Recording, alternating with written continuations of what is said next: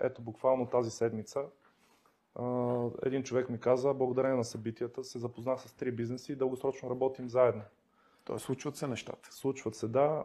Други хора откриват си стажове. Естествено, позитивното от това да идват и предприемачи и хора, които нямат бизнеси, понякога някои млади хора просто си търсят стаж или работа.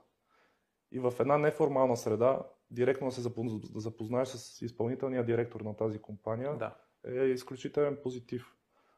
Други хора са ми споделяли, няма събитие, на което да не съм си открил 2-3 клиента. Така че много зависи самият човек какви цели си е поставил, когато присъства.